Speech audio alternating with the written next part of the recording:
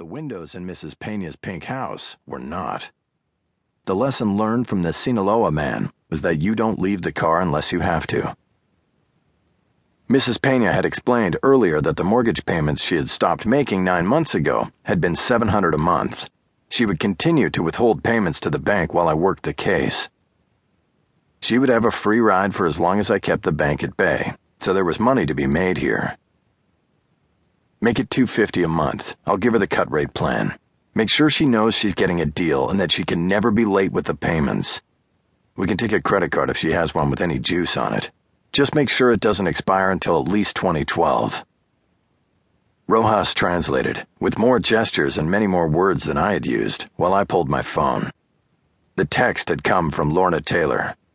Call me ASAP. I'd have to get back to her after the client conference. A typical practice would have an office manager and receptionist, but I didn't have an office other than the back seat of my Lincoln, so Lorna ran the business end of things and answered the phones at the West Hollywood condo she shared with my chief investigator. My mother was Mexican-born, and I understood her native language better than I ever let on. When Mrs. Pena responded, I knew what she said, the gist of it, at least. But I let Rojas translate it all back to me anyway.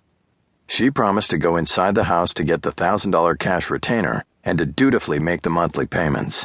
To me, not the bank. I figured that if I could extend her stay in the house to a year, my take would be $4,000 total. Not bad for what was entailed. I would probably never see Mrs. Pena again. I would file a suit challenging the foreclosure and stretch things out. The chances were I wouldn't even make a court appearance. My young associate would do the courthouse legwork. Mrs. Pena would be happy, and so would I. Eventually, though, the hammer would come down. It always does. I thought I had a workable case, even though Mrs. Pena would not be a sympathetic client. Most of my clients stopped making payments to the bank after losing a job or experiencing a medical catastrophe. Mrs. Pena stopped when her 3 sons went to jail for selling drugs, and their weekly financial support abruptly ended. Not a lot of goodwill to be had with that story. But the bank had played dirty. I had looked up her file on my laptop.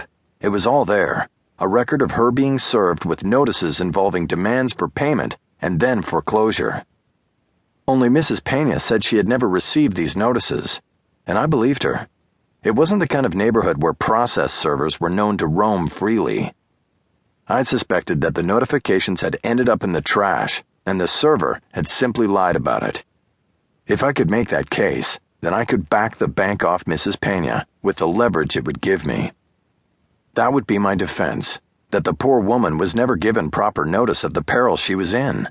The bank took advantage of her, foreclosed on her without allowing her the opportunity to make up the arrears, and should be rebuked by the court for doing so.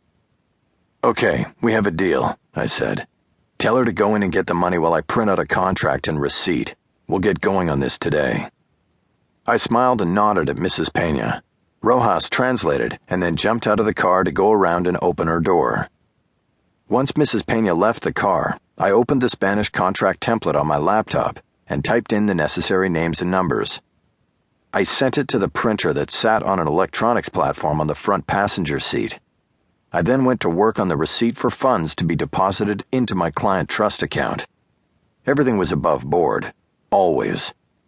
It was the best way to keep the California bar off my ass. I might have a bulletproof car, but it was the bar I most often checked for over my shoulder. It had been a rough year for Michael Haller and Associates, attorneys at law. Criminal defense had virtually dried up in the down economy. Of course, crime wasn't down. In Los Angeles, crime marched on through any economy. But the paying customers were few and far between. It seemed as though nobody had money to pay a lawyer. Consequently, the public defender's office was busting at the seams with cases and clients while guys like me were left starving. I had expenses and a 14-year-old kid in private school who talked about USC whenever the subject of colleges came up. I had to do something, and so I did what I had once held as unthinkable. I went civil. The only growth industry in the law business was foreclosure defense. I attended a few bar seminars, got up to speed on it, and started running new ads in 2 languages.